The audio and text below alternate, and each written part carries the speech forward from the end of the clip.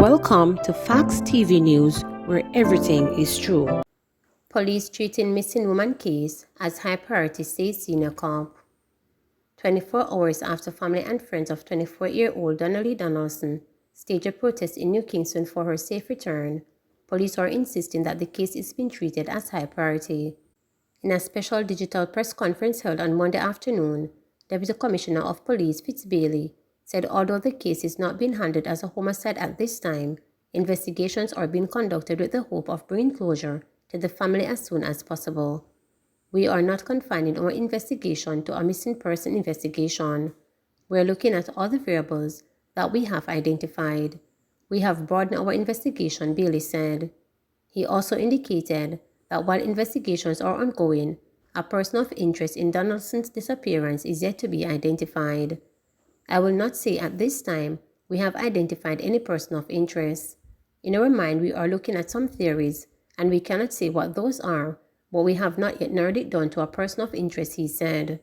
We're doing a lot of research, and I'm not going to say now that we're looking at a homicide, but anything is possible, so we are ensuring that we capture all the evidence that are available so that whatever we find, there will be no shortfall in terms of the approach that we have to take into the investigation. When asked whether or not the police officers, Donaldson's boyfriend and the woman constable presumed to be his baby mother linked to Donaldson's disappearance have been questioned, Bailey confirmed that a statement was given by at least one of the officers. I indicated that he, the police officer boyfriend, was interviewed and a statement recorded. The woman constable was approached and she has refused to give a statement, but we will deal with that at the appropriate time, said Bailey. It's an investigation that is ongoing, and there are methods that can be employed to deal with that issue. As a citizen, you have a right and a statement is voluntary. Donaldson has been missing since Wednesday, July 13.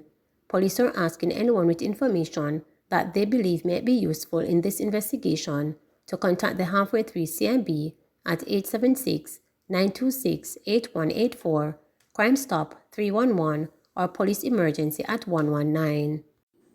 Man killed in Manchester crash identified. Police have identified the man who died as a result of injuries he sustained in a motor vehicle crash on the Melrose Hill bypass in Manchester on Monday. He is 34-year-old Jermaine Jackson, a resident of Miketown in Mandeville.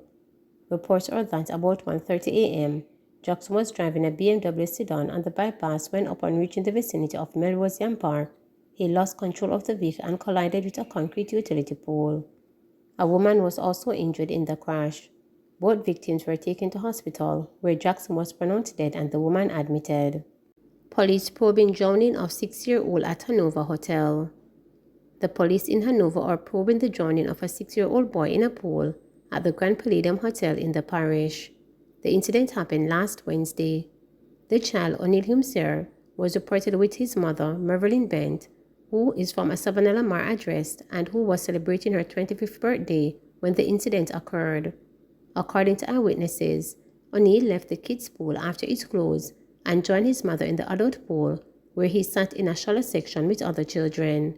It is further reported that the 6-year-old made his way to deeper section of the pool, where Bent reportedly observed him experiencing difficulties. She reportedly shouted for help, and her child was removed from the pool. Efforts to resuscitate him proved futile.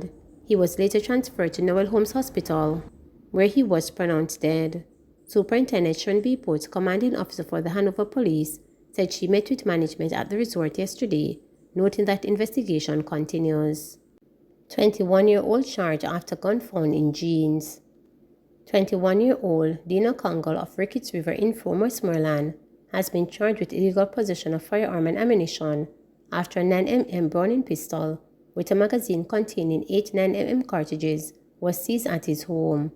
Reports from the Savannah Lamar Police are that about 9:30 a.m., a team of officers conducted a snap raid at Congal's home, where the firearm was found wrapped in a pair of jeans. Congal is now awaiting a court date to answer to the charges. Jamaican women secure spots in 200-meter semis. Shericka Jackson, Shelly Fraser Price, and Elaine Thompson-Hero, who are fresh off a clean sweep of the 100 meters, have safely advanced to the semifinals of the women's 200 meters in Eugene, Oregon. Jackson, who clocked a world-leading time of 21.55 seconds at the Jamaica Trials in June, took command of the Heat 1 to take a comfortable victory in 22.33 seconds. Meanwhile, the 2013 Moscow World Championships gold medalist Shelly Fraser-Pryce settled for the second spot in the opening round behind the Nigerian. Fraser-Pryce recorded a time of 22.26 seconds to secure her spot in the semifinals. Thompson Hero, who claimed the Olympic title in the event, was placed second in her heat. The semifinals of the women's 200 meters is slated for today, July 19 at 8:05 p.m. Jamaica time. Dwyer Blake through to men's 200 meter semis. Rashid Dwyer and Ewan Blake have punched their tickets to the semifinal of the men's 200 meters at the Oregon World Championships. Dwyer, who is a Tokyo Olympics game finalist in the event, clocked the fastest qualifying time for the Jamaica men in a season's best of 20.29 seconds. He crossed the line in second behind the defending champion, Noel Lyons of the United States. Meanwhile, Ewan Blake, who participated, was thoughtful due to an alleged sore ankle tension in his right foot, clocked 20.35 seconds for fourth in Heat 5. Blake advanced as a result of a non-automatic qualifying spot. However, the third Jamaican, Akeem Bloomfield, who has a personal best time of 19.81 seconds in the halftime lap event, was drawn in lane 3 of Heat 3. Bloomfield's competitors proved too good, as he could only manage to place 5th in 20.56 seconds. As a result, Bloomfield will not move on to the next one of the event. The semifinals of the men's 200 meters are scheduled for today, July 19 at 8:50 p.m. Jamaica time. Reggae girls edge Costa Rica to make Olympic dream alive. Jamaica's Reggae girl grabbed a third place at the CONCACAF Women's Championships and kept their Olympic Games dream alive with a 1-0 defeat of Costa Rica in extra time on Monday. Calissa scored the winners 3 minutes after being substituted into the game, latching on to a throw ball from Juice Pence to fire home in the 102nd minute. Having already qualified for the FIFA World Cup, the Reggae girls will meet the CONCACAF second-place team, either the United States or Canada, in a playoff in September 2023 for a spot in the 2024 Paris Olympic Games. The United States and Canada clash for the CONCACAF Championships in the feature encounter, which was scheduled for 9 p.m.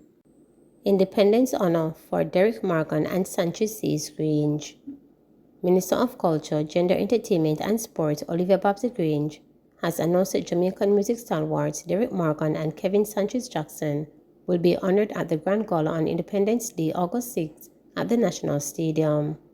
According to a release, Sanchez and Morgan will be presented with the Minister of Culture, Gender, Entertainment and Sport Music Icon Award for their sterling contribution to the popularity of Jamaican music on the world stage.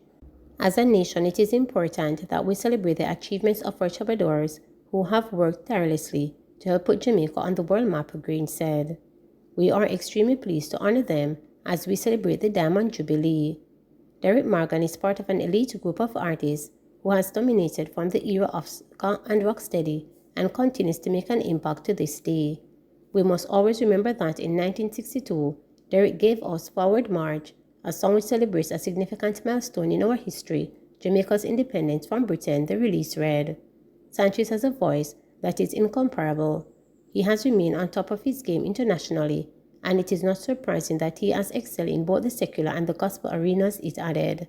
The presentation of the Jamaican Music Icon Award has become one of the highest anticipated features of the annual Grand Gala.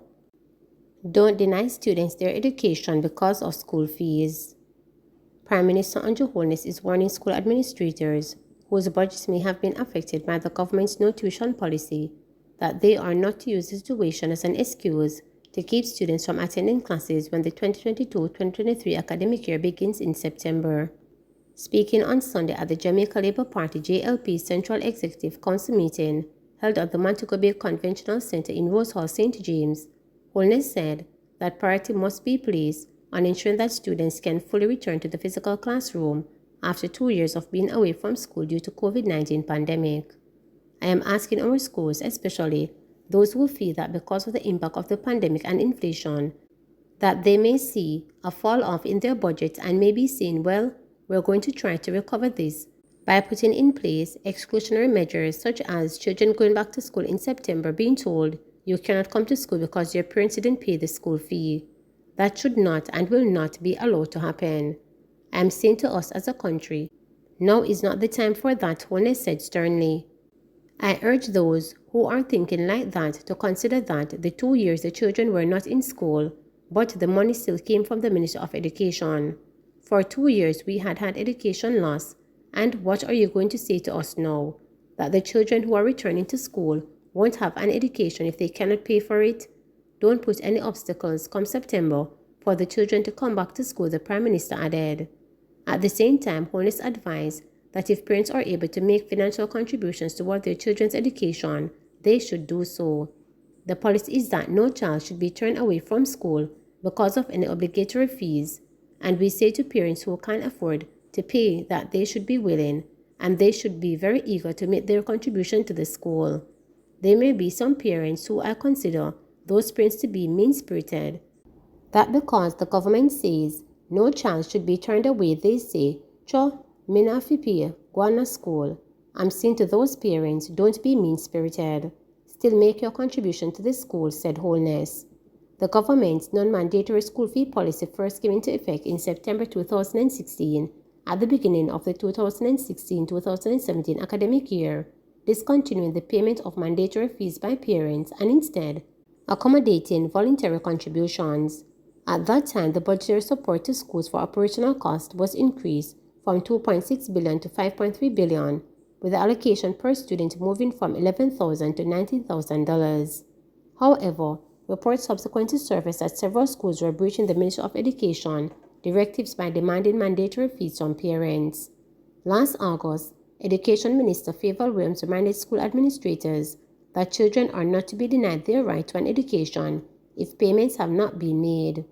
Meanwhile, concerning back-to-school preparations for the upcoming school term, Holness said the book vouchers and computer tablets will be made available for distribution across various constituencies and divisions, though he did not put forward a budget for the initiative. We will be assisting parents as much as possible with book vouchers and other forms of assistance. Regarding the tablet program, I think we have to now ensure that the members of parliament that have not yet worked out their tablets in terms of having them procured and delivered, that is done in time for September, said Holness.